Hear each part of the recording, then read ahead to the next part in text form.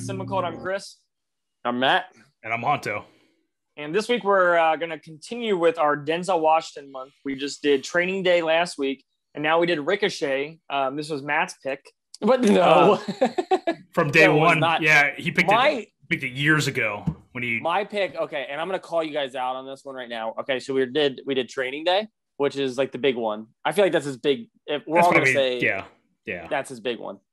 We did a movie that he did with Spike Lee, which was a huge collaborator with him. And we should have done his other huge collaborator. We should have done a Tony Stark movie. A Tony Scott movie. We should have done a Tony Scott movie. I would have loved to watch Unstoppable. We missed the boat on it because we did this instead. Well, I like that we did you're this right. because... Unstoppable. And there's that time travel one. There's that time travel one. Deja Vu. Yeah, Deja Vu. And Man on Fire. Yeah. Sorry, Chris, go ahead. No, you're fine. Or Crimson Tide. Unstoppable is supposed to be one of his better rated ones.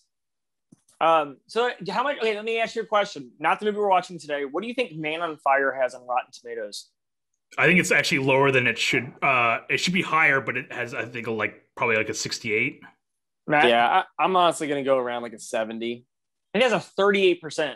That's really stupid. And honestly, when I saw that, I was like, okay, I think it's okay. I don't know why. I mean, people love that movie. Yes. Everybody I've ever met who talked about that movie loves that movie. See, I think it's okay. I don't think it's great. Amazing. I think it's pretty good. It's a good revenge movie. But I'm glad we did Ricochet because we can span his career. Because this is one of his first leading movies, I guess you could say. Which is odd because guess how old he is in this movie? 25. 35. 35. I was 10 years off. So is he 35? Really, so he's your guys' age in this movie? Yeah, I'm 1 year. I'm 1 year younger than him. He didn't really take off. You were until in junior high, dickhead. Oh, really?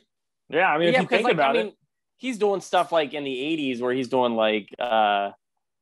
so I don't think there's major movies that he's doing in the 80s, but Glory, I remember Glory's the only really big one. Glory was his right? Glory was 89. I think he got supporting actor for that movie. Or didn't get it, but nominated. Then he did Heart Condition with Bob Hoskins, Mo Better Blues, Mississippi Masala, and then he did Ricochet in 91.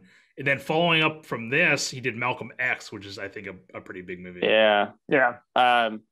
But he did something like Soldier Story in the 80s, which he's really good at, but he's kind of in the he's a supporting actor in that. Yeah, he's doesn't he's a big part of the story, but he's kind of like a tertiary character in a way. Yeah, then he did Devil in the Blue Dress, which was 87, 86, 87 or something like that. Which one was it called? Devil in the Blue Dress. I think that's 90s. No, it's 95 after Virtuosity. Oh, so speaking of, good segue. So then I guess supporting to the lead is it's happening. So we discussed doing either Virtuosity or Ricochet because we couldn't find Ricochet. I watched Virtuosity, and then after I watched it, I was like, "We're not doing this." I was like, "We can't." Okay, so I'll put it in perspective. There was a Rolling Stone list that came out, and it was all Denzel Washington's roles ranked out of 45 movies. Oh wow, okay. I would love to see that list. Virtuosity was at the very bottom. It was the last movie on his list. Really? It's a very stupid movie. It's just not, it wouldn't have been fun to talk about. It's very just kind of I feel like it played off all the other really big action movies in the 90s, like the Demolition Mans and the Speeds and all that. Yeah, it's they're futuristic mixed with it's when the internet was starting to come around and AOL was big. So it's we got to do an internet movie, Sure, yeah. But I was like, all right, well, I will find Virtuosity. So I'm not going to name the company, but I found the DVD for $4. Virtuosity, Ricochet, right? No, for Ricochet. So I found it for $4. I pop it in, and it's the 4x3 standard. So it's I don't even know how to explain it without having It's this big in the Zoom window. It was. Yeah. It was so you have to watch it in Zoom. You have to zoom in on the picture. So I complained to the company, and I got it for free. Whoa! Wow, I was so upset, and I was like, all right, can I request a refund? And they're like, yep, we'll get you your refund, and don't need to send it back to us. And I was like, oh. Yeah, because we all borrowed this copy, and it's garbage.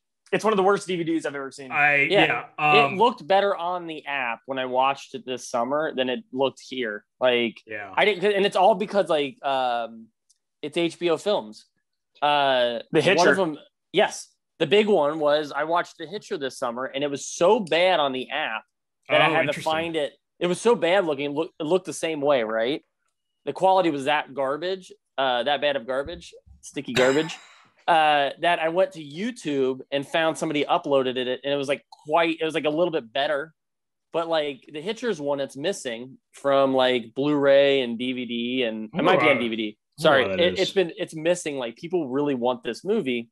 Mm-hmm. And HBO hasn't released it because it's Ricochet. Is it like a HBO original, or did they release in theaters? Yeah. Or it's HBO original, like Ricochet, because Ricochet is an HBO original. Okay, and they all have this like small format to fit 4x3 TVs in the early '90s. Interesting. And I mean, but they're shot. It's weird because they're shot cinematically.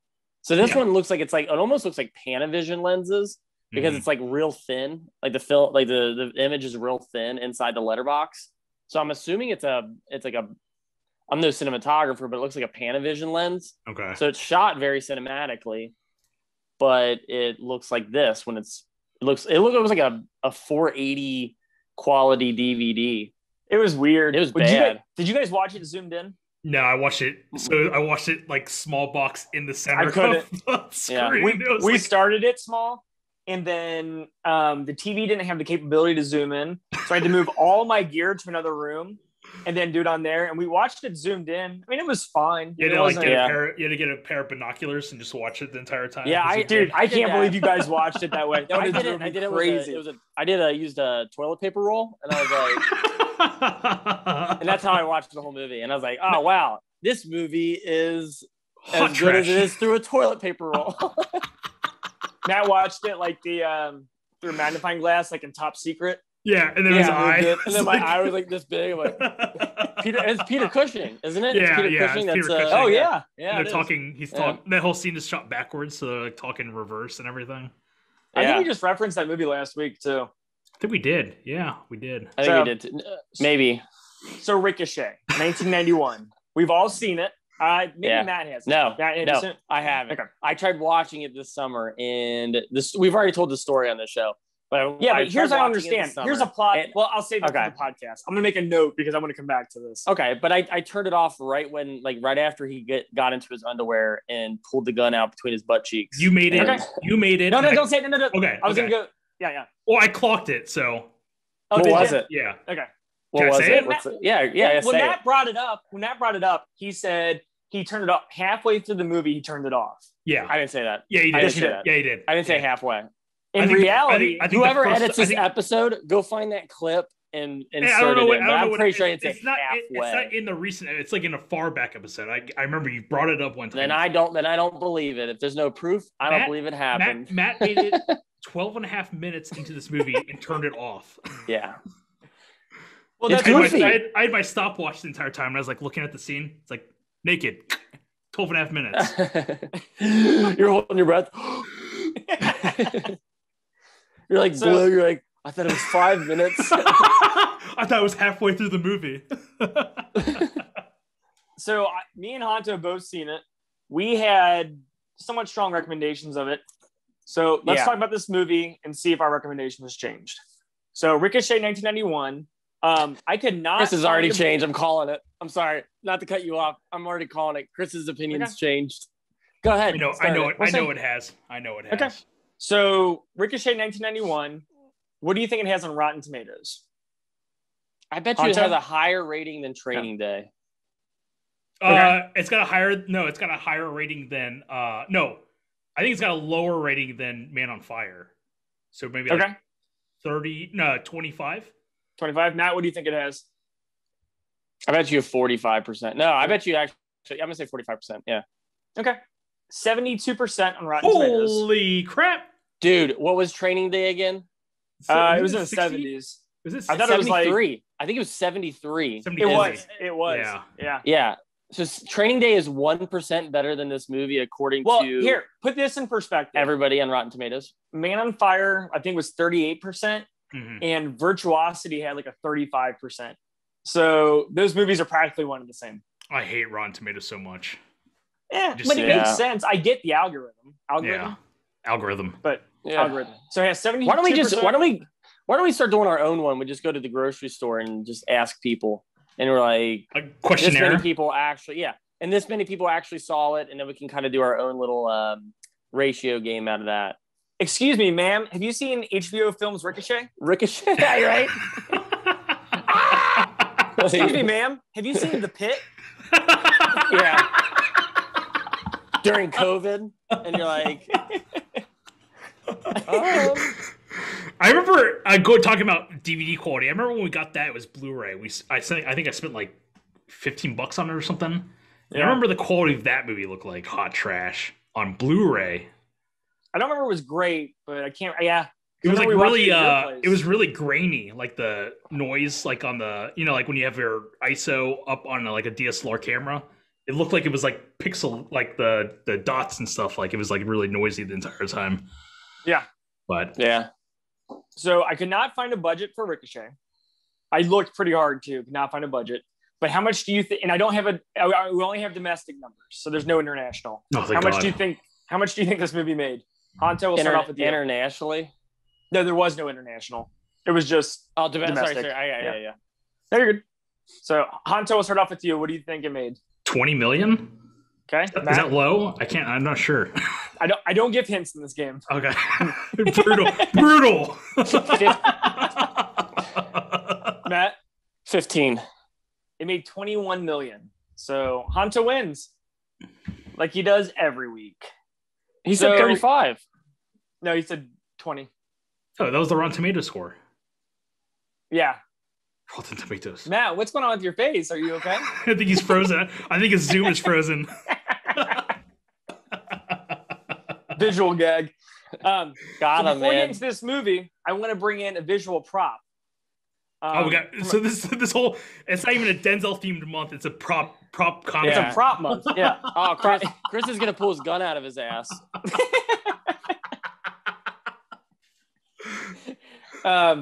So going back to we were talking about the movie Ghost. Look what I found at the record store.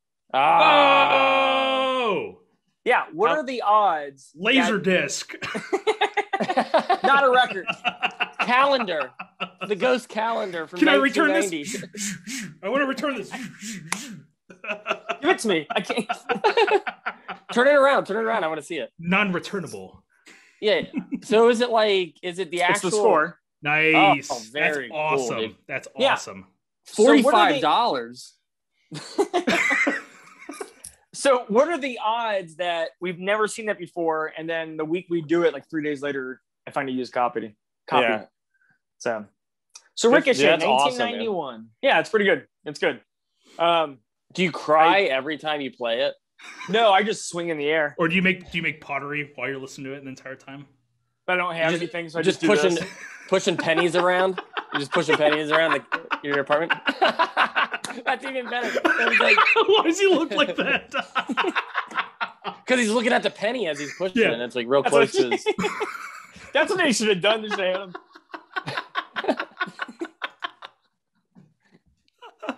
Oh, man. Oh, my God. Oh, all right.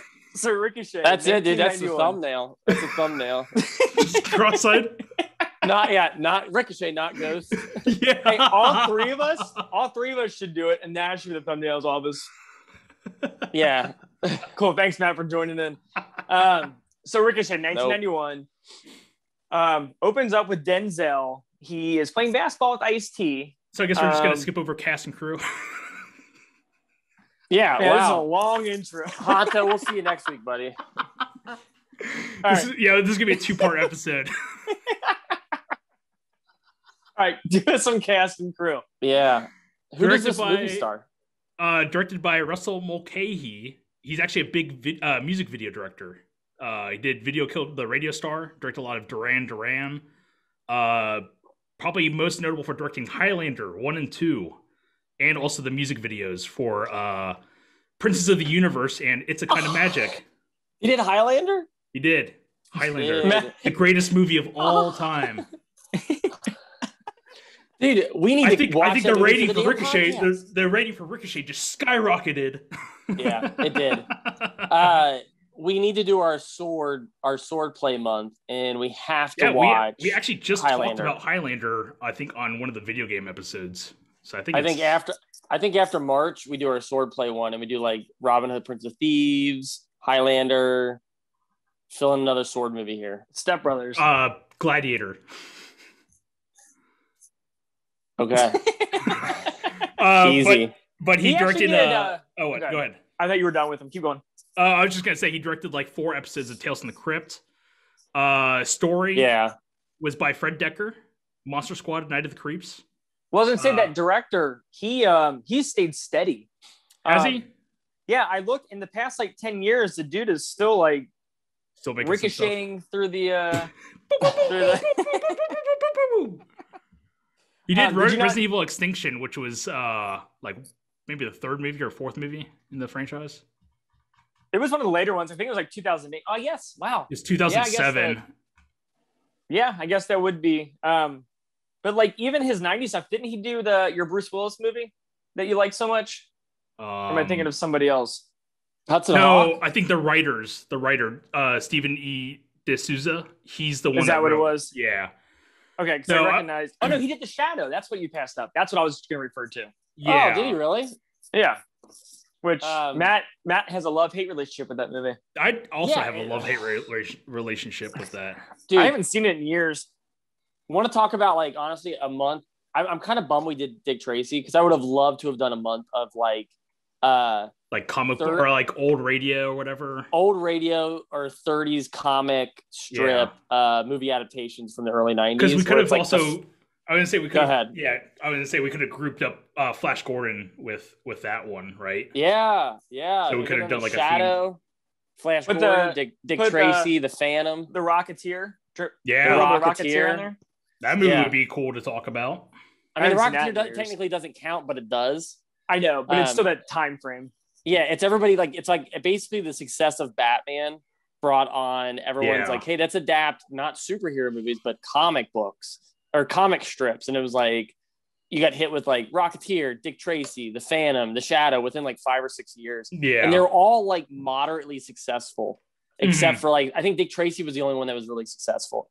Because Rocketeer got nominated for, I would say Dick Tracy, we talked about it. It got nominated for like several Oscars. Yeah. But The Shadow is like a weird love-hate. Like you're saying, that's right. It's like a love-hate thing I have for that movie where it should be cool. Like it should be like a really, really cool movie, but it's an okay movie. The concept is really awesome, but like, I feel like the villain is super lame and there's just like not really a lot that happens. Alec Baldwin's great in it. Like he's a great Shadow. Like can I tell you, he has that really cool voice, but he's still like him and his brother. Was it Billy Baldwin? Billy, that does the Shadow when he has got the cape on. It looks like his brother. Yeah, go ahead, Chris. So this is a really random Alec Baldwin story, but I read this yesterday and I figured I should pass this on. So, and I don't know how much this is true, but this is what I read. So Alec Baldwin, when he did The Edge, I guess before they started filming, he grew out a huge beard for it. And you're like, hey, that looks great and all, but your character wouldn't have a beard until later on in the movie. And he refused to shave it. And so they got into a huge fight about it. And it was like this big publicly known thing that he was so upset he had to shave his beard that he grew before the movie. And they asked the Ocean's 12, they asked him to play himself to make fun of what happened with that in Ocean's 12. And he was so upset about it, he refused. And that's when Bruce Willis jumped in and did the part instead. Oh my God. Wow. Well, it's almost like, I'm just thinking of Ocean's 12. That Bruce Willis cameo is one of the worst things I've ever seen. And really? I don't remember much of it. It's so like, it's like kind of cringeworthy. Like really? The whole sequence, yeah. Well, I remember like they get Julia Roberts to play herself. Like, don't you kind of look like? It's like because they have like all these like different playbooks or whatever, like different like con games that they can do, and they refer to it as something. And they're like, should we do the blah blah blah? She's like, no, I don't want to do that. And it's just it's basically like having fun at the job. I feel like what Ocean's 12 was, it was like, like all those movies, honestly, besides the first one. One's pretty good, I think. They all feel One's like awesome. it's just like, I love one. Yeah, I feel like they're all like, hey, this is us. We're just having fun at work. Like you guys are free to watch, but we're just having fun at work. Like the boss isn't around. The boss isn't here. It's a day off. Like we got Office Olympics. We've got like, and you're just kind of like you're just sitting there like kind of shaking your head. You're like, well, I'm not having fun. Like, yeah, while you're sitting in that movie theater seat, I paid $10. All right, let's cruise to this because I haven't even gone to the cast. Okay movie. Yeah, huge tangent. Wow, yeah, dude, that was story by Fred Decker, Monster Squad, Night of the Creeps, and Menno Meyjes. He wrote Last Crusade, which I didn't know. Screenplay by Stephen E. D'Souza. Cool. You could tell from just the style of the dialogue and everything. He also did 40 Hours 1 and 2, Commando, The Running Man, Die Hard, Judge Dredd, and then Hudson Hawk. He wrote the screenplay for that. Okay. So he was big name in the 90s. Yeah. He was like the kind of like what's his face who did like the buddy cop like Lethal Weapon and all that. He's kind of like the same caliber, I feel like. Shane Black. Shane Black, yeah. Yeah. So cruising through this, we got Denzel Washington. We got John Lithgow as the main antagonist. I feel like John Lithgow hams it up in this movie. He kind of goes. They kind of just let him do his own thing the entire time. Got Ice-T as Odessa, Surviving the Game, Johnny Mnemonic, New Jack City, and then surprisingly enough, I didn't know he did like 21 seasons of SVU. That's still going to this day. That's insane. Wow. 21 seasons. I was curious. I thought he like joined midway through, but when I looked it up, it was like, I think 2000 like is when it started, and he's been on it good for him. The beginning, which is awesome. You know what's weird is I thought he was a return to our podcast because I could have sworn he was in Lethal Weapon 3, and I feel like we talk about that on Lethal Weapon 3 podcast. Do you know what I'm talking about? Matt? Yes. I know what you're talking about because it's one of the guy who works with. It's the guy who works with like Richard Dreyfuss. Yeah, when they're burying the dude in the cement, and we can put our initials there. That is really good. I actually do remember that part. Yeah, okay, all right. Wow. That was crazy how you pulled that out of your ass. Recall that memory. We're gonna call those ricochet moments when you pull it out of your ass like Ricochet. that. No, that's awesome. You ricocheted that joke. Thank you. I'm glad I didn't mad it. What? I think Matt's frozen again. Is that a thing you guys say about me? No. I'm afraid so. All right, so who else you got? Kevin Pollak plays Denzel's like cop buddy. Previous episode, She's All That, Usual Suspects, and Willow. Did you notice how he snuck in his William Shatner impression in here? Yeah, and his Peter Falk. I actually did not remember that at all. Did you turn the movie on? I was gonna say, Haunted. What? You know what? I think it's because the movie was so far away. I probably couldn't hear it and see it. So. John Amos pops up. John Amos, know him from Coming to America for owning McDowell's. You mean, hey, have you ever seen Uncut Gems? When he's like, when he takes him up and he's like, you ever see Coming to America? And he's like, talking about that scene. Oh, it's like the best scene in the whole movie. He's like, hey, is it cool if my kids use your bathroom? No. There's actually two people in here from Coming to America. Who else? Who else is it? His wife is the girl that dances. Yeah. Yes. Oh, okay. Man. I could not figure out what she was from. And yeah. Okay. Right? Yeah. That is crazy. Yeah. Cool. I failed on the cast and crew this week. Damn it. And then just last I want to mention is Mary Ellen Trainor. She pops up all the time in movies in the 80s. And I think she popped up in a movie that we covered because I remember talking about her. Oh, Lethal Weapon 3. We talked about her. She's a frequent Joel Silver. Yeah, I didn't say Joel Silver's the producer. She's Richard Donner's wife. Is she really? No, but I just imagine that because she's like, I would say if like you had to rank movie moms, I think of her because she's like the Goonies mom and she's Monster Squad. Yeah. So that's who I think of when I think of mothers. And pops up in Lethal Weapon franchise. And I didn't know this, but she's apparently reprising her role as Gail Wallens from Die Hard because she's also the reporter in that movie. Oh wow! Connected universe. It's the same exact character apparently. Oh yeah. Okay. Oh, and actually, she's returning for us from Scrooged. That's correct. Yeah. That's where we last talked about her. Yep. Yeah. Okay. And that's all I have for cast and crew. Okay. I guess one more note: Alan Silvestri did the music. Dude, does this not sound like Predator? Dude, exactly. Dude. It's like a ripoff. He ripped off his own music. It's like Predator, and then like towards the end of the movie, it sounds like Back to the Future.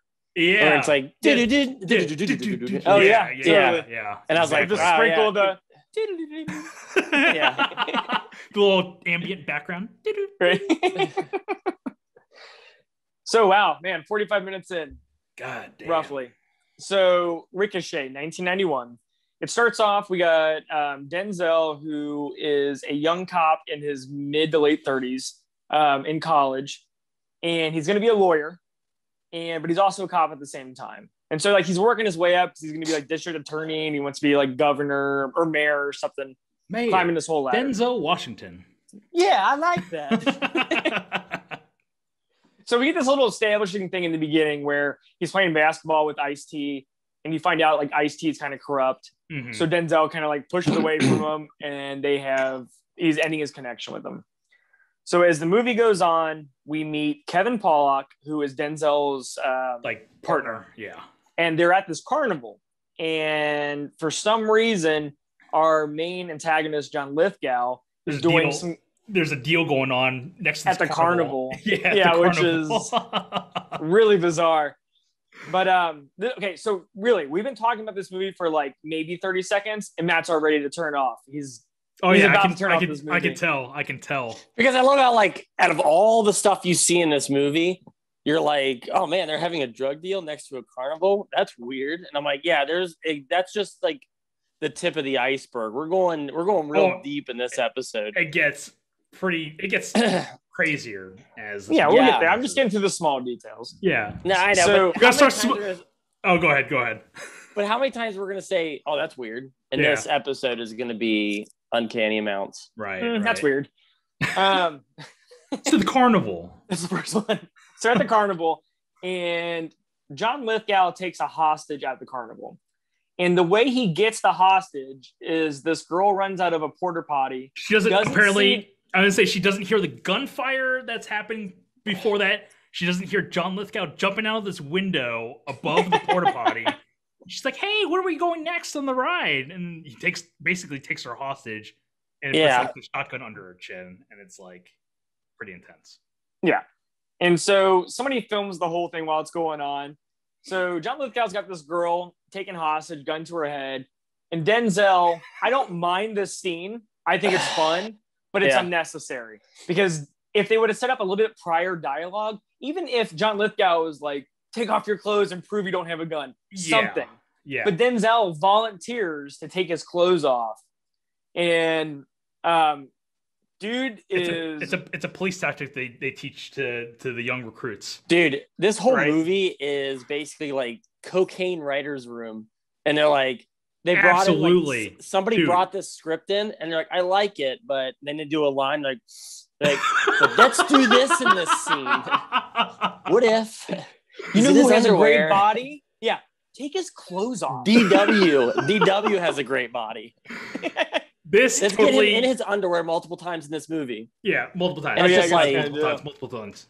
And it's like, I mean, I don't blame him. I mean, the dude got a killer body. Yeah. And so like, I'm sure I don't think it was his idea. So what? I don't think it was his idea. It was improv. Yeah. And everyone's like, keep the cameras rolling. Keep the cameras rolling. This is great. Yeah. Yeah. Well, and if you think about it too, it's good for that female audience because you got, I mean, this is your dude movie. This is your, like, it is trailing off the late 80s. It feels like it's part of the 80s. Dude, this is like, yeah, I know exactly what you're saying because I wrote that down in my notes. I was like, this is like late 80s, early 90s screenwriting 101. Everyone trying to be like Shane Black. And I know Fred Decker's like in there with Shane Black, right? Yeah. But they're all writing these just like, take your noir stories from the 40s. Make it uber like graphically violent, you know. Just jack it up. And it's like, That's what this is, because it's a noir movie. It's the whole like wrong man, right? Like kind of movie. And honestly, I think it's partly because it's a Joel Silver production, basically, and he's known for Commando, Lethal Weapon, Predator, Die Hard.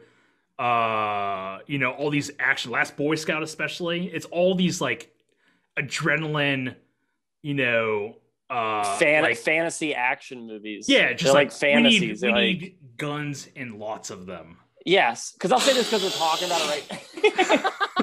That's a big line, dude. We need all of them. Yeah, because the drugs in these movies are probably real drugs, and they're like, "Hey, we're out of props." Yeah, I got it. We ran out of props. I do want to talk about. Oh, go ahead. You got something? I'm just gonna say, because even at the end of, I know I'm jumping to the end, but because we're talking about it right now. Good look, Chris.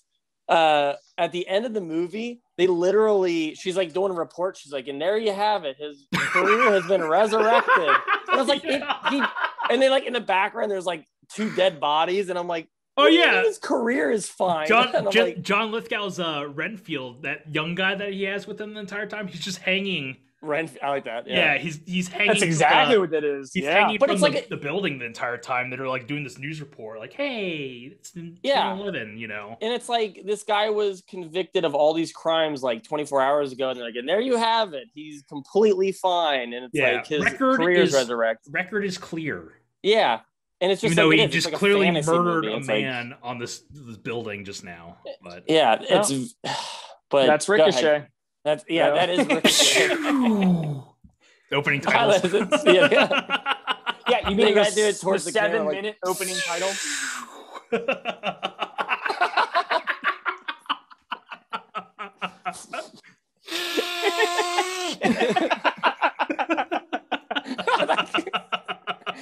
He sniffs the title. His nose looks like the barrel of a gun, and it's like snorting. Oh man, what a visual episode this is. Yeah. One thing I want to bring up, kind of on a serious note, so this movie, I can't think of a lot of movies in the early 90s that were aimed for like mass audiences that had a black lead. Yeah. And so I cannot remember which movie it was, but I remember reading about this actor, and he was like a black actor, and they were going to hire another black actor with him. And they said, no, we don't want to do that, because if we have 2 black actors, then people will think this is a black movie, and then people won't come and see it. We'll just get the black audience, but not the white audience as well, which I think is just insane to me. We've talked about this for something. Yeah, we talked about it on the podcast before, and I can't remember what movie it was. Is it like Last Boy Scout or something, or? We didn't do that one. Oh, it's something that we actually covered. That we actually did. Oh, gotcha. Okay. And so that makes me think, like, I mean, this movie feels, and I mean, hopefully my ignorance doesn't come out, but like for 1991, this feels pretty progressive to have. Yeah. This movie was. It comes off like it should have been a blockbuster, and it should have made over 100 million, and we'd still be talking about it today, which we are. So I guess it was. Well, and that's what sucks about it too, because like I feel like the reason it got tossed onto the HBO Films, like banner or whatever, was because of what you're saying. Like that's probably some kind of thinking where they're like, this won't make any money. Yeah. You know what I mean? And it's like, well, we'll just put it out on HBO Films. And but it still got a theatrical release. Yeah. But it got, did it really? Or did it only get we played the game at the beginning, how much it made in theaters. Oh, it was okay. I was confused. That's why I was asking earlier if it was like I thought you were saying that was overseas. No, you asked me that and I corrected you. It was domestic. Okay. I said so. There was no. So wait, it got released in theaters and on HBO. Yeah, I guess HBO made it and put it out in the theaters. It's probably a similar situation like the Night Flyer, right? Because Night Flyer was an HBO movie, and then that got kind of like a limited release prior to like going live on HBO, I think. Mm-hmm. Then honestly, ignore everything I just said because it makes no sense. We usually do. Okay, so yes, I agree with you, and I agreed with you from the start. It is in a way, it's a very progressive movie. To have like an African American lead in an action movie. Yeah. Because I was just under the impression it was just released on HBO That's what I thought too. Okay. Yeah. I didn't have idea it was released in theaters. You could put Denzel Washington inside a paper bag, and I'd be like, oh, I got to watch this because he is so everything he does, I'm so into, and like his vernacular and everything. I'm just drawn to his words. And dude, if it was any actor in this movie besides him, this movie would not be as good. Him and John Lithgow. It's like those two. They save it. I would love to see them pop up in another movie together, or like they have. Which one? Pelican Brief. Oh, I've never seen that one. Is it just as action-packed as Pelican Brief? Gotta get them back together. I've never seen it, but I just know they're both in it. Okay. Are we thinking of potentially Beverly Hills Cop 3 with the whole black lead actor? And is that what we're talking? Is that the previous episode that we were talking about, or wait? What do you mean? We were talking about the whole like. It was a cast. I'm sorry, I forgot what we were talking about. We went on such a tangent. I was just going through our episode list, and I was seeing like other movies that we've covered. Oh, I don't know. I feel like that was like the big, because like when Beverly Hills Cop came out, that was like a pretty huge movie, and I feel like that would be something that would have happened at the time. Yeah, it's possible. I'll see if I can do some research. If not, it might have been Beverly Hills Cop 3, but I don't feel like we talked about it 4 or 5 years ago. But I don't know.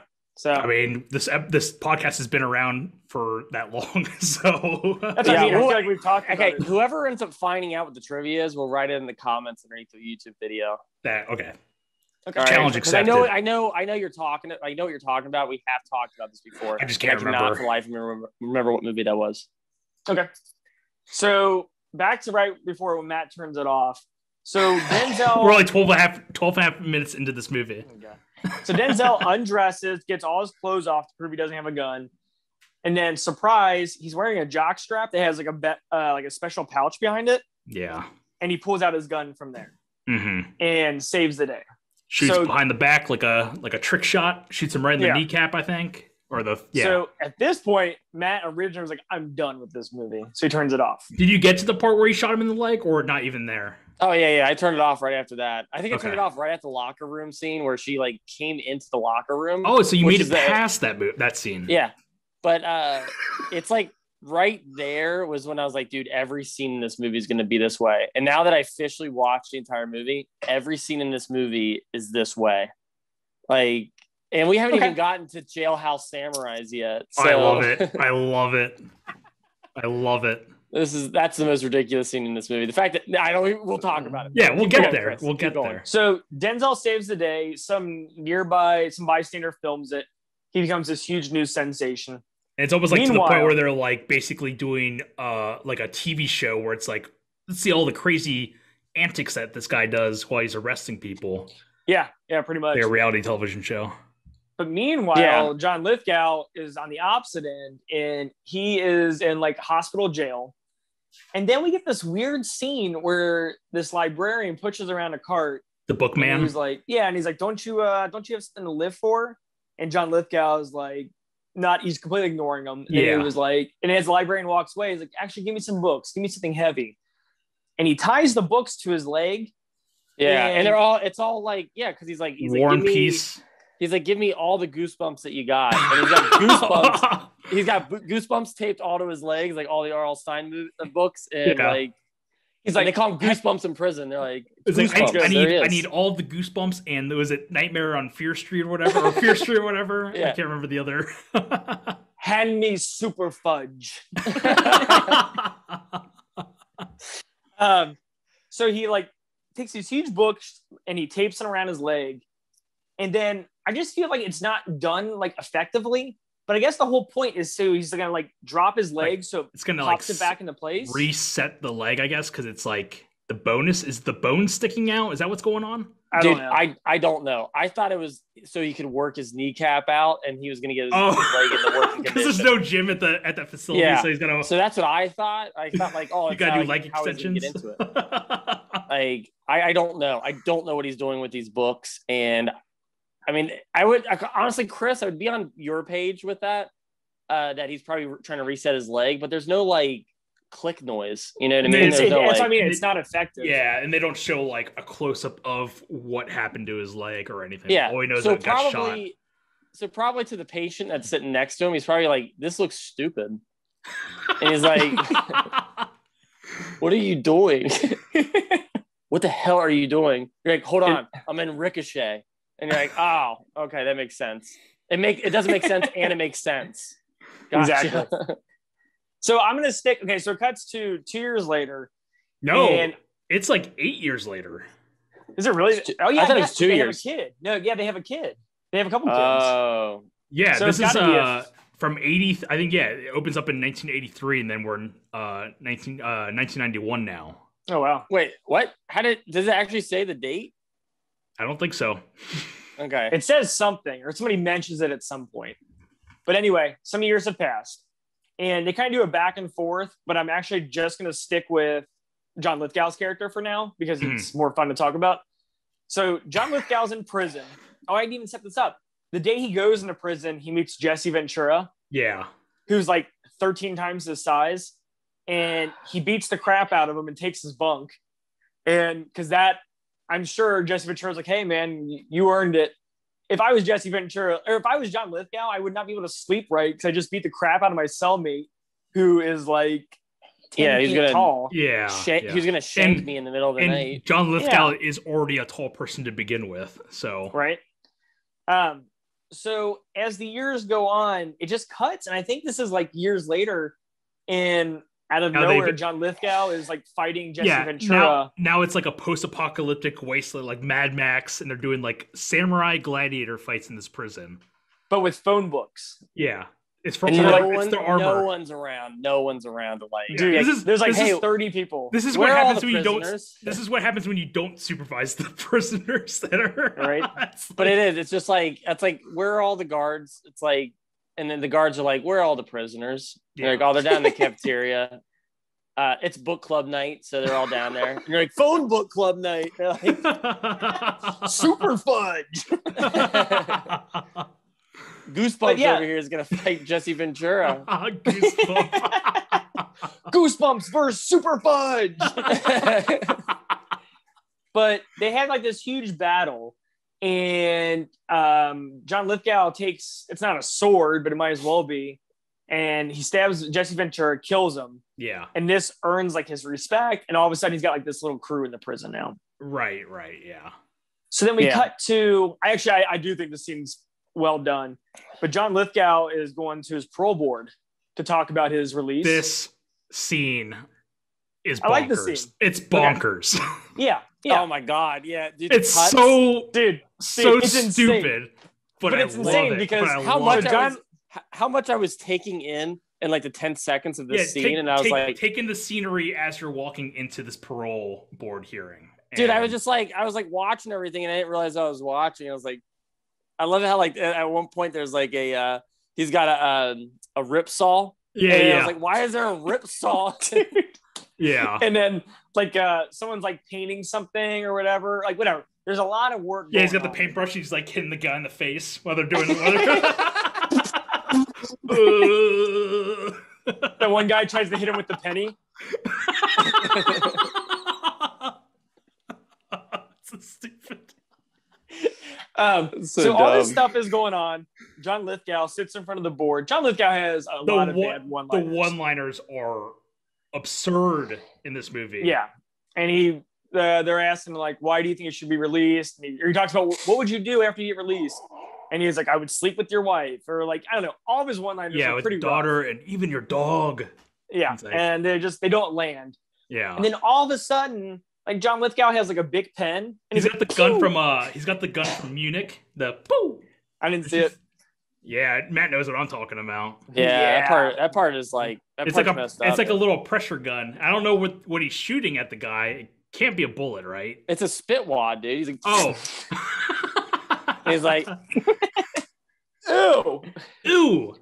But it does. Like the thing is they never set up that John Lithgow's made this like gun pen. Yeah. And all of a sudden he just like sits there and he's like, and then you're not gonna like this. It's disturbing. Like, do you know who this guy is? Do you guys recognize who the parole board? John Lithgow? No. Yeah, we've seen. Yeah, we heard the cast earlier. Yeah, we're trying to shoehorn your cast on us. I can't remember the guy's name, but he plays Bub in Day of the Dead. Yes, he does. Yes, he does. Really? Yeah. Wow, good catch. Dude, Honto, you redeemed yourself, man. That's good. That's like the most exciting. Sherman Howard is his name. I thought it was Sherman Ader. Day of the Dead is his game. I don't know. I'm going with that. Cool. You covered up my bad joke, so thank you. I'm trying to top John Lithgow's one-liners. Good. So he kills that guy. Huh? What? Yeah. Huh? So he ends up shooting the guy in the head, killing him, and then like chaos breaks out. Oh my god! And like there's this guy with a saw, and he's like cutting into this dude, and like he like throws him on the table, and it's like sawing him, and then like it's just like chaos. One dude's got a power drill, and he's like. Oh yeah, it's like the guy's with a needle like this long. Sorry, it's the driller killer from the and it's just going into this guy's neck. He's like, oh. He's got the guitar with the drill from. Slumber. What was that? From 3, I think. Slumber Party. No, 2. Slumber Party Massacre. Yeah. The second one. It's from the second driller one. Killer or whatever. So like everybody's dying. John Lithgow grabs his guys, they put on suits, and they walk out of the prison, pretend like they're like the lawyers and all that. Yeah. And as they walk out, they run into the librarian again. The bookman. And he's like, "Hey, young man, remember me?" And then he's like... It's so sad. Yeah, he had like a song. He's like, books, do you remember me? I like the books. He's like, shut up. Shut up. You're supposed to be in prison. He's singing this song. Yeah, he started doing like a dance. He's like, shut up.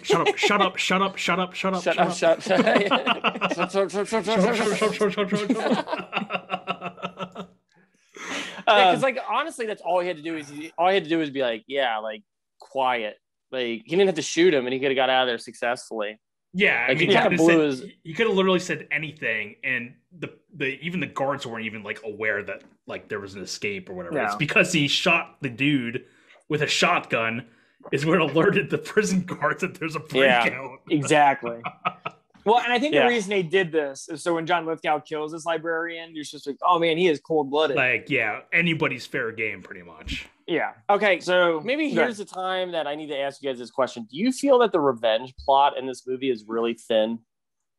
I think John Lithgow's taking his revenge a little too seriously. Like, he's the one that messed up in the beginning. It's not. Well, that's what I like about it. That's just how psychotic his character is. Because like I don't want to jump to the end, but towards the end when Denzel is going to kill himself and John Lithgow's freaking out, you can see that he is psychotic because this is bothering him so much. It's like it has to be me, you know. Yeah, it's like... and so that shows his like psychoticness or whatever. Dude, whatever.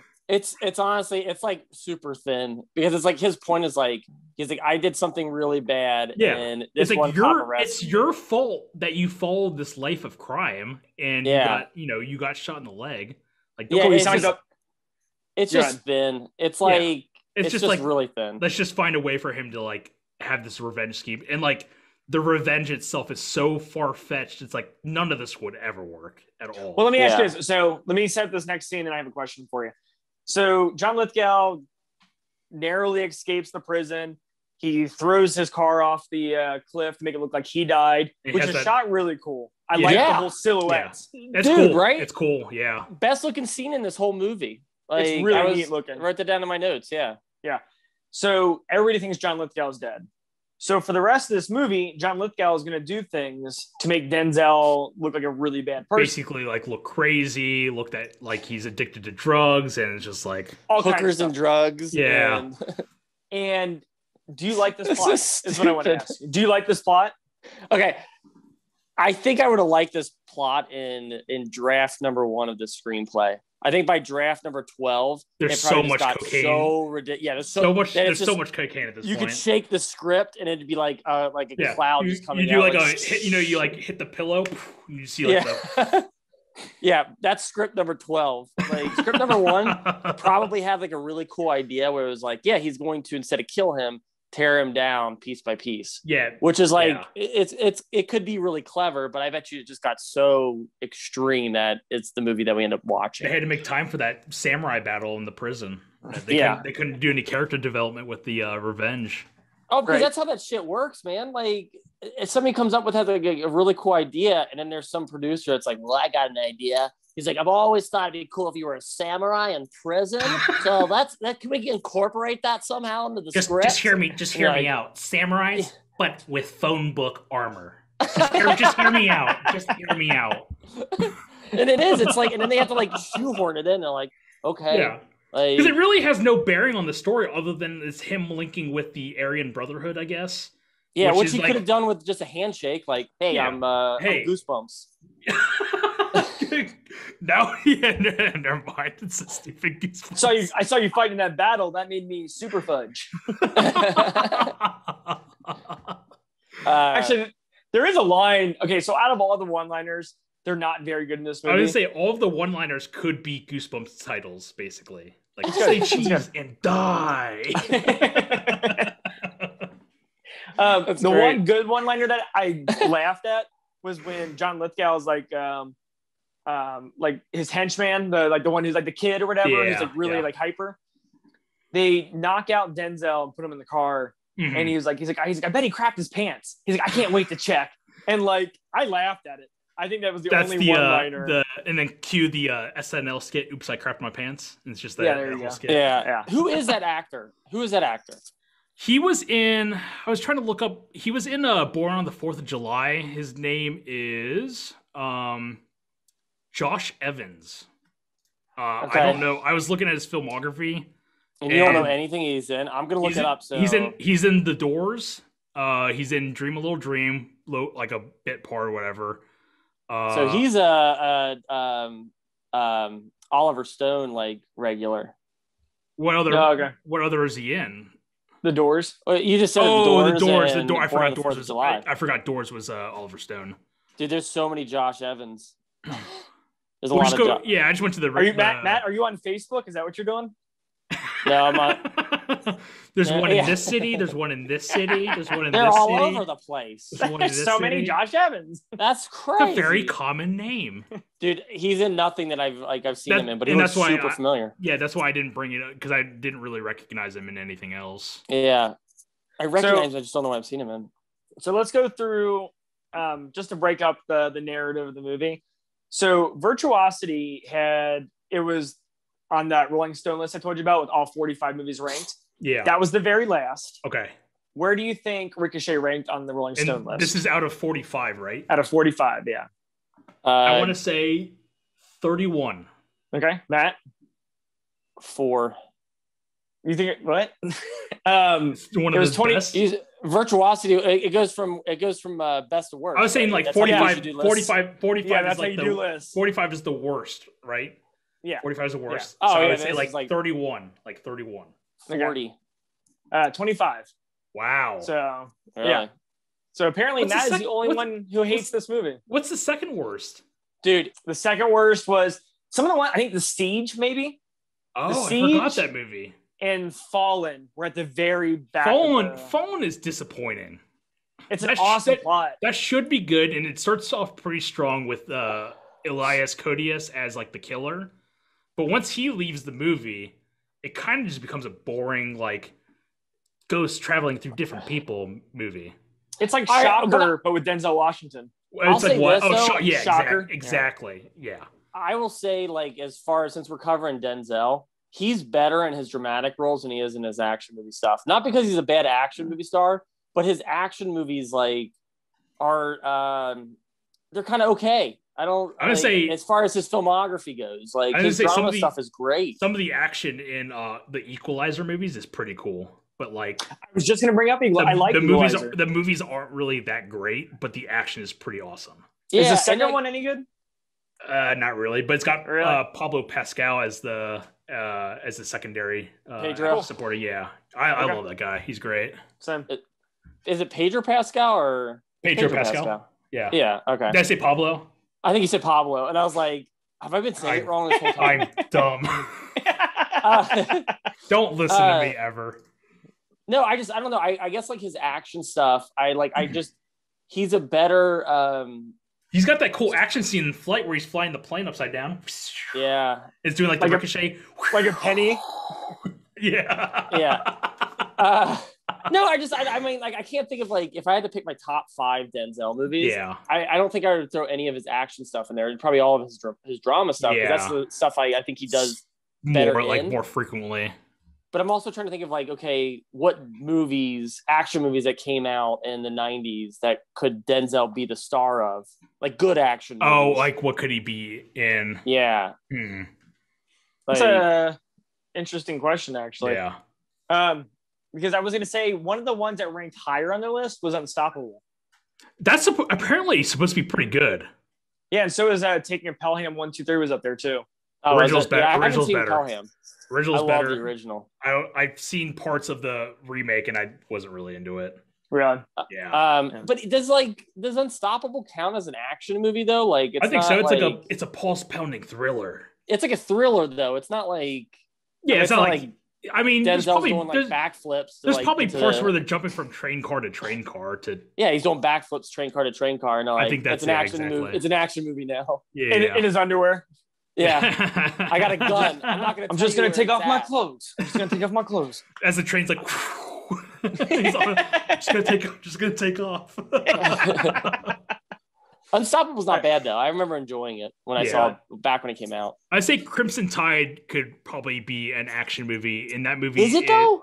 I think so. Yeah. Once again, it's the same situation as Unstoppable. It's not like there's no action scenes in Crimson Tide. It's just there's a thrilling plot. I mean, but there's lots of like we got to get to the the hull of the ship at this time, and it's a lot of quick shots, and music intensity, Yeah.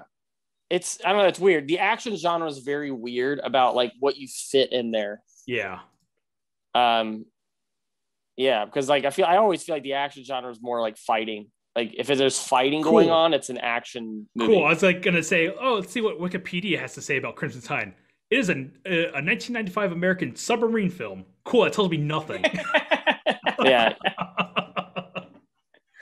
All right. Go back in. So Ricochet. Okay, so basically we're breaking these down. For the rest of the movie, I'm going to do scene by scene of this is what happened and this is what happened, and or as far as like what John Lithgow's doing to Denzel Washington. Mm-hmm. So like the first case that John Lithgow has with Denzel, and I will defend parts of this movie, and then some parts are really stupid. This is a stupid part because John Lithgow cuts the power out at Denzel's house while they're at some. It's like a fundraiser for community. And John Lithgow shows up as like not the repairman. Man, what is with words? It's the he's the birthday cake man. He's the birthday cake man. He's the light boy. He's the light boy.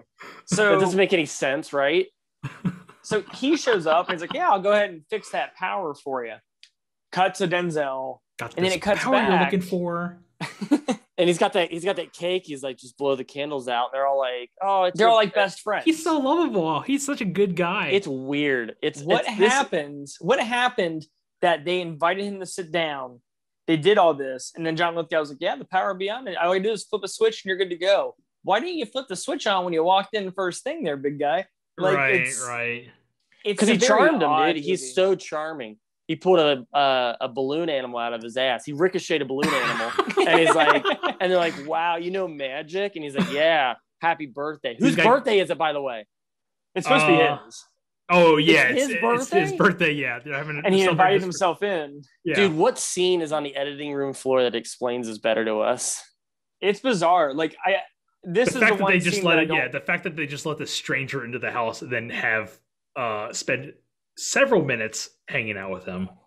Oh, makes no sense. Because you know, on the set of the movie, they're like, somebody asked us, they're like, "This doesn't make sense. Like, why is he celebrating his birthday?" And then they yelled at that person, like, "Hey, it's somebody's birthday every day. Okay?" That explains it. It's my birthday right now. and we're gonna make the scene. Yeah, it's gonna happen. Just get over it. Quit being selfish. So he drugs the babysitter, and then he takes the girls upstairs, puts them to sleep, and then it like cuts. And like in this scene, I'm thinking about like, okay, Denzel just found out that John Lithgow had just escaped from prison and quote unquote died. But like the story is big enough that they wouldn't like think to tell like the babysitter. Like he's like a pop culture icon at this point. Like he has a reality television show. I'm sure like they would know that this guy exists, right? Yeah, but would you necessarily recognize him though? You might know the name. Yeah. He's that was one of the holes in the beginning of the movie where they showed his celebrity celebrityhood. Yeah. Because like it was like he's an undercover cop that everybody knows about. He's a reality it's basically like the equivalent of like Dog the Bounty Hunter in the 1990s. Like he's just arresting people. Dude, I would immediately like everybody knows him apparently. I'd look over if he came in with like a trench coat and like a fedora on. He's like, I'm here to buy drugs. I'm like, yeah, you're an undercover cop. I watch a show every week. Wait, are you? No, I thought we were talking about John Lithgow. You wouldn't recognize John Lithgow. Yeah, that's what I was saying. Oh, I'm talking about Denzel Washington. Yeah, no, we're talking about him sneaking in, how the babysitter not recognize that he's the killer. Oh, because like I don't think he's that well known. This is 8 years later. This girl's in high school. Yeah, but he had a television show and everything. Who, John Lithgow didn't? Hunter, what is going on? Denzel had a reality television show where he's like arresting people. But what about John Lithgow? You were talking about John Lithgow. I was, yeah. Oh my god! Dude, what? You're screwing with us, dude. There's no. You have to be. No, I'm just saying. What I'm saying is that the Denzel's like fame came from the story of him shooting John Lithgow. Everyone should know who John Lithgow because they've seen the videotape. So how does she not know that John Lithgow is the killer? Is what because that was a videotape. And that's what I'm saying. I'm saying because it's 8 years ago. This girl's in high school. They don't have YouTube? Like, why aren't they don't see this? No, they don't have YouTube. It's 1991. What if there's a streaming service? And then there's videos. Just hear me out. It's the future. We're 8 years in the future. It's the future now. The year is 1992. Is this 92, by the way? It's 91. I don't know why it's 92. Yeah. But is it 91? Okay, I just guessed on that. I mean, we said so. That was the loudest drink, by the way. That gulp. You could hear it. It was like, dude, it felt like it sounded like an Army of Darkness when like the things are in his belly. He's like, So while John Lithgow is putting these kids to sleep, for some reason Denzel's buddy takes like the $500,000 and deposit it at 2:00 in the morning. Which is goofy anyway. Like, I don't know who does good that. Call. Yeah. He's trying to put $5,000 into an ATM. Like, yeah. I'm going to be here all night. Like a vending machine. Yeah. Oh, this is going to take forever. I love it because that's the security camera. Like your image is a like security camera in the ATM. Zoom call. So it's like this close. It's like zzz, zzz. That's awesome. So yeah, he's doing this whole thing like unsupervised, which is just dumb anyway. Gets kidnapped by John Lithgow, cut to black. Yeah. The next day, this maid, I don't know how she doesn't see this guy hanging in the background. Because it was a hit, like she backs into him basically. Is that what happened? I can't remember. Yeah, she's like doing something, she's doing circles, and then she backs up, and then she hits this guy. And she's moonwalking. She's doing another moonwalk. She's like, it's early 90s, dude. Everybody's from the movie Ghost. Yeah, and she's like moonwalking. She's like, and she sees Denzel's friend, and he's hanging dead. Yeah.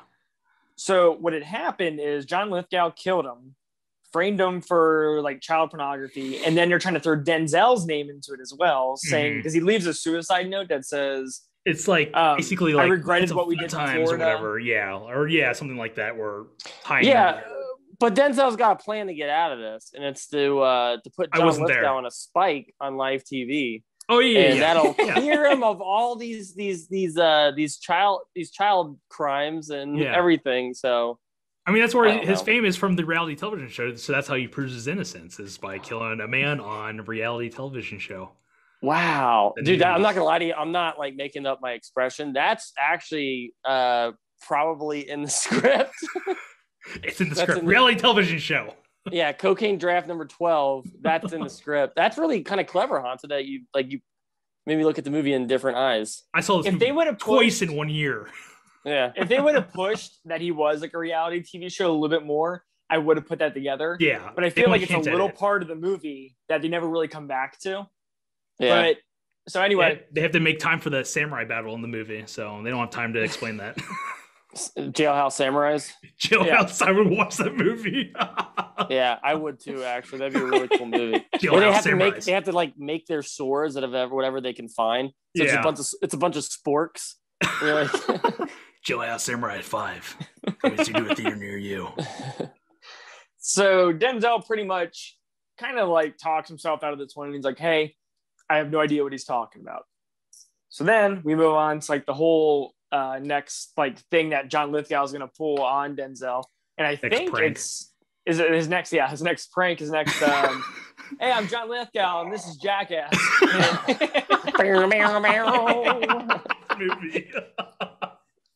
So I think his next joke is when he sets him up with the hooker. Is this is where they like basically, I think they knock him out, right? And then they kidnap him and put him in that abandoned swimming pool. Yeah, which I like this whole thing like coming up. So what they do is they give Denzel like, I think it's like heroin and cocaine. PCP, angel dust. Yeah. Oh, yeah. Good spin.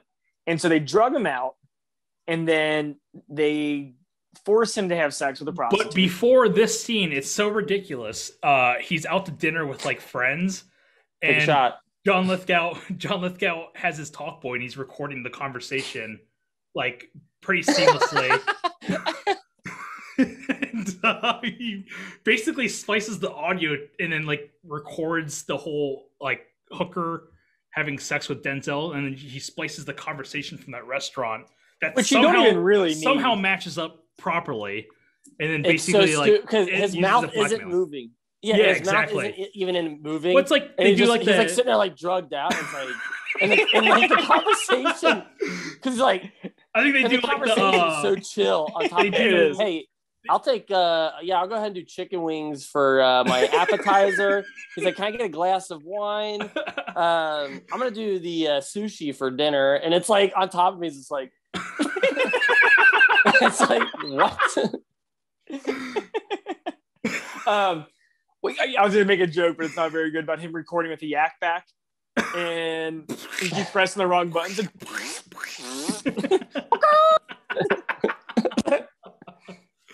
bop it. Pull it. Oh my god. Twist it. Oh wait, I just got where you're going with that joke. Yeah. I started thinking about it, I was like, oh god. Matt, you're raunchy today. The Jackass song is just playing like live amateur footage. That's what it always says. It says like, we've got this live amateur footage. We put black bars on over everything. I was like, dude, they wouldn't show that on TV. Nope. They would never show a sex tape on TV. A hooker riding a DA. Like, or a man falling on a spike later in this movie. Yeah. Right? So Denzel ends up having sex with the prostitute. The next morning he wakes up, and I don't know if I'm getting this out of order, but he wakes up and he rushes to the pool where he was drugged. Yeah, and it's like a water aerobics class going on, which is cool. I like this because they would not be able to fill that pool up that fast. Yeah, oh yeah, I totally agree. So when he goes to the pool where he was like that was empty earlier and he was being drugged up, is filled with water. So he's kind of questioning his sanity at this point. And I think this is the next scene, but Denzel, we find out Denzel has the clap. He's got like cocaine in his system, heroin. Yeah. And his wife is kind of upset with him. I think she should be more upset with him. She's kind of like, okay, I'm taking the kids and leaving. Yeah. Well, we're going to Denny's. We'll be back. Wow. And Denzel gets really drunk that night. And when he wakes up, there's a tape in his VCR. And it says, play me. And it's the tape of him having sex with the hooker. Or no, it's not. I'm sorry. It's not. It's John Lithgow walking through the house. Yeah, and then with the hatchet. Axe, the hatchet next to the girl. The Gary Paulson, and he's holding the hatchet. He's holding the book, The Hatchet. Read it to your kids. He just takes a seat and starts reading excerpts from the book. It's just the entire video. And then I love it because he thinks he's in the house and he's like, oh, And he runs up to like the bedroom really quick. Clean, and I was like, this isn't. I was like, and part of me was like, I know this is what they weren't going for, but what it looks like, it seems like it's like live video. Yeah. And he's like, that's happening right now. And it's like, what? And he runs up like he's controlling the sun. Yeah.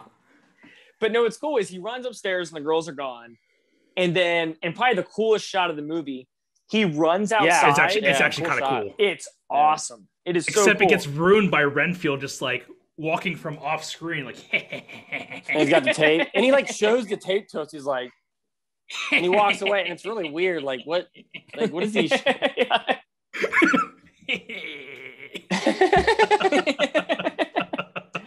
But I get they're doing it for dramatic purposes. Yeah. But Denzel running in his robe. It's like, it's pretty cool. The tracking shot of him running, from running from the house to the street, and then it's like it's going with hands down best shot of the film. It's really very cinematic. And Denzel runs to the park where his kids are at and pulls a gun on a clown. Why is the clown still in character when he gets a gun? Dude, right? Like, I wrote that down too. I was like, he's like, it's just me, a clown. And I was like, why is he still like, he's still in clown character. Yeah. This is my real voice. This is the only job I could get. This is all I have to live for. Don't kill me. So Denzel's like really losing it at this point. And I think does John Lithgow do anything else to Denzel to try to ruin him? Oh yeah, he does. I'm sorry. He goes back to the house and he's like, I got this tape. He was in the bedroom with my kids here, and he puts it in, and Matt's Jackass tape starts playing. That's not my. Hey, no, don't even try to throw your joke on top of my joke. Chris, I believe you brought up the Jackass, joke. But I think Matt accentuated the joke even further. Yeah, he brought it to new levels. It started as kind of innocent, and then it got NC-17. Ricochet. Yeah, well, not NC-17. This movie got NC-17. Like, I feel like everything in this movie, they're like kind of. Oh yeah, absolutely. It's HBO. Anything goes. It's not a movie. It's HBO. So he shows it to like all his like coworkers, and it's the sex tape from earlier. Embarrassing. And this might be my favorite scene of the movie because Denzel's like, he's like, well, see what happened was they were in the pool. Well, the pool was empty. Well, no, see the tape. They had to get the tape, and like he sounds bonkers. Yeah, and and it's cool because if you're not him, everybody else is like, oh yeah, this dude is totally losing it. So I love the way he acts in the scene. I think this is really cool. Mm-hmm. But no one's believing it. Everybody's saying, this is BS. We know because he knows it's Blake at this point, right? Yeah, because he just saw it on the tape. They literally just arm wrestled like 5 minutes ago. Oh yeah, duh. So I think this is like pretty much towards the end of the movie. Am I correct? Like, it's getting the last. It's getting there because I think at this point they get the lead that they. I think that John Lithgow is going to go to this bookstore. This is where they go to the bookstore. Oh yeah, to confront the guy. And I think this guy, he looked familiar. Is he the dude from Cabin in the Goods? The guy, the Harbinger, whatever. And they're like, he's like, I have a prophecy. Oh wow! And they're like laughing at him the entire time. I don't know. I would say you made so many movie references. I didn't know it was real. Cabin in the Woods. I was just talking about Cabin in the Woods. Oh, the guy at the gas station. Yeah. Okay. But they basically, I think John Lithgow shows up, or no, it's the young guy, the Renfield or whatever.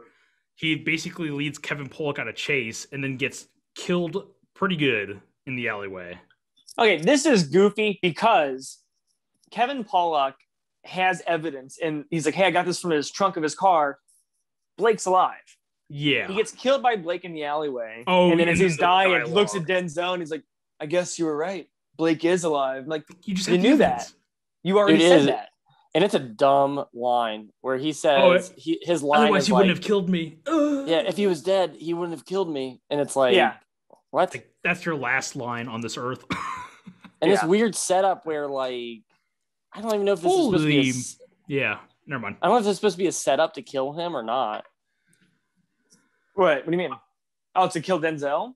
No, it's a setup to kill Kevin Pollak. Oh, I mean, it would have made sense confusing. if it was like, it would have made sense because he's like, he's like, hey, Denzel, catch. He's like, now the prints are on your own gun or whatever. And then he just like runs away. That was a sound clip from the movie. Yeah. But like, they don't really do anything with that scene. Like, there's no point where it's like, hey, we're arresting you because you murdered Kevin Pollak. Like, the movie literally ends in 10 minutes from good point or whatever. Yeah. So following this, so there was a few scenes we didn't really talk about, or actually just one scene, but I'm not gonna really bring it up. But Denzel goes to Ice-T, which he saw earlier, like a half an hour earlier, where he does the whole. He pulls a grenade, and it's really a lighter, and I think this seems cool. I like this lighter. But he goes back to him for help, which I think is cool. I like that he's pulling, like he's like, hey, you're all I can turn to. You're the only one that's not corrupt right now. You're the only one that believes me. You got to help me. So he leaves his family with Ice-T, and he goes to like pretty much like this is our finale of the movie. And the most absurd scenario that they could ever come up with to. Well, John Lithgow is at a bar having a drink to celebrate. Yeah. And he looks on TV, and Denzel's standing on top of a roof, and he's going to jump.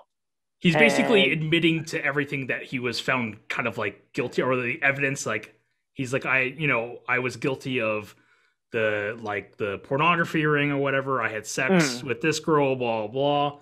And then he's basically going crazy, putting lipstick on his face. And then John Lithgow runs he's like, I'm going to jump down, I'm going to jump and kill myself, blah, blah. And John Lithgow's like, no, he can't do it. Like, I have to kill him. And then it gets crazy from here. Yeah, well, the scene that's missing from this movie is when he talks, because he blows up the building, right? Yeah. And the part where he talks to Ice-T, and he's like, hey, is it cool if I blow up your entire business? HQ? Like your headquarters? Yeah. Like, this is your main base of operations? And Ice-T's just like, that's fine. He's like, I was looking to get out of the business. So, dude, it made no sense. It was stupid. And it was really stupid. And the conveniently placed trash chute that he jumps down. Yes, but like I don't get why Ice-T's cool with this. Like, why is because he says it. He's like if you're gone, he's like you're the only person we can kind of rely on. Yeah. We need you around, which would have been a cool tie-in to Training Day if that would have been the same neighborhood that he watched in Training Day. That would have been a cool little tie-in. No? Shared universe. No, it doesn't make any sense. So what's Ice-T supposed to do after this? Play basketball with Denzel. He becomes a cop. Apparently. They set up their next basketball game. Yeah, that's how what happens at the end. He's like, I'll see you on the he's like, we'll play basketball on Monday. And he's like, okay, cool. He's like, at this point, I won't have any guilt. Like, I won't be guilty of all the crimes I've been found guilty for. He just blew up his entire business. Yeah. I mean, it's a drug business. I literally just murdered a man on live television, but we'll play basketball on Monday. No problem. Yeah, I know it's bad. I missed the scene where like he was like, hey, is it cool if I blow up all of your drugs? Yeah. And Ice-T was like, absolutely. Yes, you can. I can't wait. Yeah. I'll tell you what would be really cool is if when you blew up all the stuff that I have and I've been really working hard for about 10 years now. And it would be cool if you blew it up and then fell through this garbage chute. And that would be great. Like, if he missed the garbage chute. Instead of opening the window, you can break through the window and fall through the garbage chute. We do it all the time here. It's how we pass the time. Dude, I'll tell you what, that scene looks verbatim to Batman jumping down the chute in Batman Forever. Yeah. And the building explodes, or they said it or something. I can't remember what happened. Is Batman Forever? Is that Joel Silver as well? I don't think so. I don't know. I don't think Look it up. But what if Joel Silver, Batman Forever? No. Okay. No. What did you type in? I'm looking at Joel Silver's filmography. Hold on. Oh, I gotta do it myself to confirm that it's not him. Well, what if John Lithgow was at the bar having the drink and he didn't care if Denzel jumped? What if he was like, "Oh man, what an idiot!" Man, my plan succeeded. What would Denzel have done? Like, just stand on top of that building and being like, "It was me. I did all these things." Guys, and then like John Lithgow never. You guys. Like, you were really relying on John Lithgow to show up and like. Oh, absolutely, yeah. Nah, Joel Silver had nothing to do with Batman Forever. I just told you. What a twist! Yeah, cool. Let's cut that out. Has nothing. No. So Denzel, I'll cut it out. No, you leave it in. It's 3, 2, 1. 3, 2, 1. No, it's in the movie. It's in the movie. 3, 2, 1. Go ahead. So Denzel finally gets John Lithgow to come down, and John Lithgow is like bonkers over this. You can't do this. as absurd as this whole scenario is, I love the shot of this massive explosion, and then it's like the low angle shot in the background. I was like, ah! So do I. I love that shot. It's awesome. And then someone comes up to Lithgow and he's like, "Hey man, you got a call." And he takes the call. This line delivery by Ice-T is also. Do you know the line? I can't think of what it is off the top of my head. You mess with my homeboy's dreams. Now you're the one with the nightmare. Do you want to know who really got the power? Bring your ass to the tower. It is good, dude. Love it. Love it. So John Lithgow. Yo, you messed with the wrong man, motherfucker. Who is this? What's going on? He's got some friends that don't like that shit. You know what I'm saying? Now you try to take away my homeboy's dreams. Now you're the one with the nightmares. You want to find out who really got the power? Bring your punk ass to the tower. John Lithgow heads to some kind of like it's like a construction or like a power. It's like a radio tower, I think. I don't know. But he sees his buddy hung up like Jerry O'Connell from Scream 2. And yeah, that's what they were going for. Yeah, he's got the locket that John Lithgow gave him and everything. You gave away your pledge pin. Isn't that what he says? Yeah. Your pledge pin. Pledge pin. Ah! It's just pinning into his skin. And he upsets John Lithgow, and John Lithgow kills him. Yeah. And then cut to this big tower scene of John Lithgow and Denzel fighting on top. And then Denzel really planned this one out, but Ice-T and his guys, they end up like sending like electricity waves through the tower. Yeah. As Denzel is like hanging off the pole. Is he wearing like gloves or something? I can't remember how does Denzel not get electrocuted? He's hanging off something that's not attached. It's the last movie. It's the last scene of the movie. And who cares? I like how you just shot yourself down. Shut up, Honto. Okay. Because they were talking about it in the car on the way over. He's like, okay, what we'll do is we'll electrocute the tower, but I got this rope that I'll hang from and these gloves to wear. But hey, what if I got electrocuted? It was a risk we were willing to take. Yeah. And Ice-T's like, hey, why don't you just shoot him? And he's like, no, I'm not gonna just shoot him. We're gonna electrocute him. That makes more sense. Yeah. Yeah. Because what happens is all these helicopters show up and they're filming it live. John Lithgow, they kill John Lithgow, they electrocute him, he dies, falls on a spike, very brutally. Final Destination, cable guy. And the whole time I'm watching this is I couldn't remember what happened at the end of the movie. Why would you kill your only person who can get you out of all this trouble?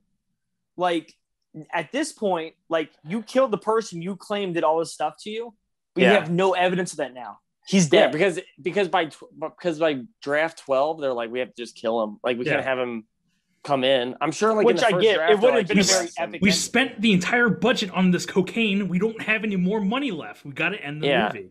They literally wrote into the script towers just so they could have him being impaled at the end of this movie on the tower. Oh yeah. Like, instead of the building, like, they're building the new building. Like, no, they have to be towers. Yeah. So he could fall on top of one at the end. Exactly. Yeah. And I mean, you could have done something where like he gets captured and he goes to prison for life for all this. And then he ends up dying in one of his samurai battles. And, but no, he kills him. His only like, that would have been cooler. Dude, that would have been cooler. I would have actually like dug that more if like he was brought back. He's like, hey, I got some phone books. And then John Lithgow's like, okay. He's scared.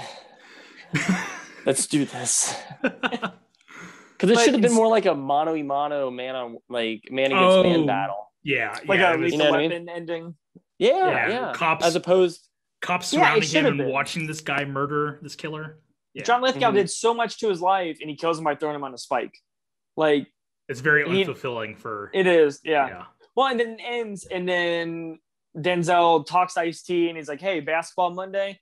He's like, "Cool," and then he goes over to the news reporter, and she's like, "Oh, District Attorney Denzel," and he's like, "Can I say something?" And she's like, "Yeah, go ahead." And he says, like, I don't even know what the line is.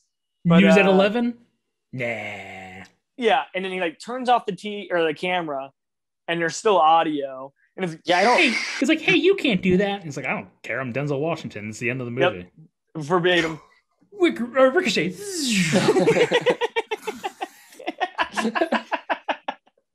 And that's Ricochet, 1991. So, fun fact, Matt didn't bring this up, but I feel like this is very interesting. This was written as a Dirty Harry movie. And Clint Eastwood read the script and said it was too dark of a movie for him. Interesting. So then it got passed off. So that's Ricochet, 91. It has a 72 on Rotten Tomatoes. I will give it a 62 on Rotten Tomatoes. Matt, what do you give it? 30. Really? Yeah. Okay. Well, and let's go being, over our scores. Let's go over our scores. Okay. First. And that's Poncho? being generous. 75. I really like this movie. It's so stupid. I love it. Dude, this is a fun movie. This is cult fun movie. And I'm not saying it's amazing by any means. I give it a 62. I'll say I'm at a 62. But I'll watch it again. It's a fun movie. I watched this literally, I think I think it was in November. I think I watched this in November. Okay. I was happy to watch it again. Yeah, I enjoyed it. I'll ask for your DVD copy to borrow it, and I'll watch it zoomed out and relive all the memories. This was tough. This is a tough watch for me. This is your Tomb Raider, because Tomb Raider is rough for me. It's all about the conversation. It's all about the conversation. I'm telling you, you had fun.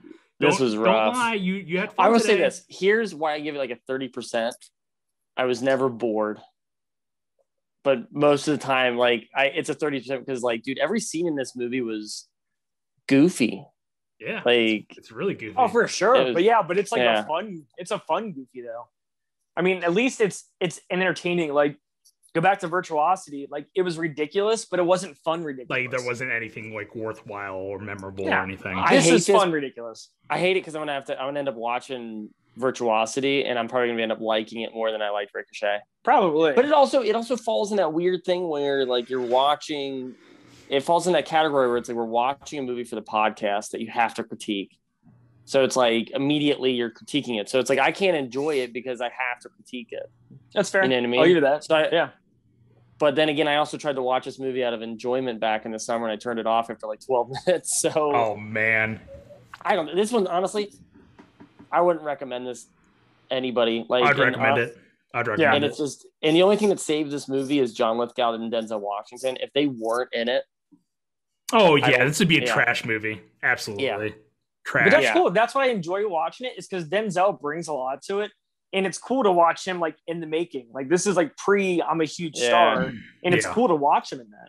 But it's like him basically taking a really bad script and doing the best that he can with it. And same with John Lithgow. They're both doing this, and I think that's why this movie is tolerable. But like I said, if it wasn't them, then it's like I don't even know who would like get a role in this movie. Like, I don't know who I would replace. Well, and I'm not even you're saying it was a Dirty Harry sequel. I'm not even a fan of the Dirty Harry sequels. Like, I think Dirty Harry one's great. Yeah. I haven't really. And the other ones are like them just really trying to get. They're kind of movies out of it. They're good. Like, there's like a couple good one-time watches, but they're not really like memorable. Like, I heard Deadpool's pretty good. Oh, it's probably the worst. Easily, really? Yeah, easily the worst. It's not really a good movie. But yeah, the first Dirty Harry, I would say it's a pretty good like mystery cop movie. Yeah, but, I think it's great. I just can't envision this being like a Dirty Harry movie though. I just don't see it. Oh, I can. It's like Dirty Harry trying to make his career better or whatever. Like, he gets framed. Oh, okay. I got framed. I got framed. Dude, I'm surprised they haven't remade Dirty Harry. That's just thinking. I thought of Death Wish. I think in today's standards, it would be not acceptable. I've never seen it. So. I think there's a reason why there's a lot of shooting unarmed people in those Dirty Harry movies. The whole point of the movie is that he's basically going beyond the law. Yeah, and to bring bring justice to. And spoiler, the movie kind of ends that way. Yeah, and that's it's a questionable. Yeah. Because that's why the sequels don't make any sense. Because it's like, wait a minute, they give him his job back. Yeah, it's that, and he's become like almost like an icon in the San Francisco Bay Area, like, because that's where the movies take place, San Francisco. Yeah, and it's like now he's like this iconic police officer that doesn't go by the books, you know. He hunts down the Zodiac killer is basically what it is. Yeah. It's the Scorpio. Okay. It's the Scorpio killer in Scorpio. Yeah, Scorpio. It's a Scorpio killer, but it's basically based off of the Zodiac killer. Yeah, in the first Dirty Harry. Okay, it's awesome. Cool. I check it out. It's pretty good. Okay, but it's awesome. So that's Ricochet. Yeah, Ricochet. That's Ricochet. So you got 2 recommends and 1 not recommend. I will watch this again. I'll watch this movie again. Yeah, Hanso will watch it together. We'll watch it on that little square. Yeah. So that's Ricochet, 1991. Listen to that episode, please. I love how quiet it was. I mean, Chris, we're just like watching you do that. We're like, come on, guys, just bear with me. Let me do it again. Maybe you didn't get it. Yeah, maybe my Zoom camera wasn't working. Let's try it again. Take it from the top. We have one more Denzel movie to do for the podcast, and that is Spike Lee's Inside Man. Matt does not like this movie either. Yeah, he thinks it's probably the 45th. This is his 45 on his list of Denzel movies. He said worst. Easily the worst. It's the virtuosity of Denzel movies, which I don't know what that means, but so yeah, we're gonna do Spike Lee's Inside Man to conclude. Okay, Inside Man's an awesome movie, and I haven't seen it since the theaters, but I remember loving it. I was like, wow, that was a really cool movie. I haven't seen it in a while. And it's him, and I want to say it's him, like the last time he worked with Spike Lee. Yeah, that was the last movie we did together. Yeah. Yeah, but it's him returning to an old friend. An old friend. So we look forward to talking about that. You will always be my friend. That's my Spock. Oh. I am going to watch that movie, the new one he just did before we I started it. Really? Rough? And then you're like, I'm going to watch Ricochet again. It'll be Ricochet 2 this time. Oh, dude, yeah. If I watch it again. Man. Bring on a Ricochet too. So John Lithgow's back. Dude, that would be awesome. I would watch it. Right.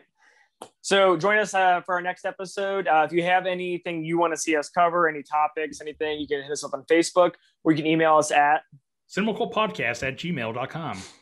And as usual, thank you so much for listening. We hope you enjoyed it. We love doing it. I'm Chris. I'm Matt. And I'm Hanto. And we'll see you next time.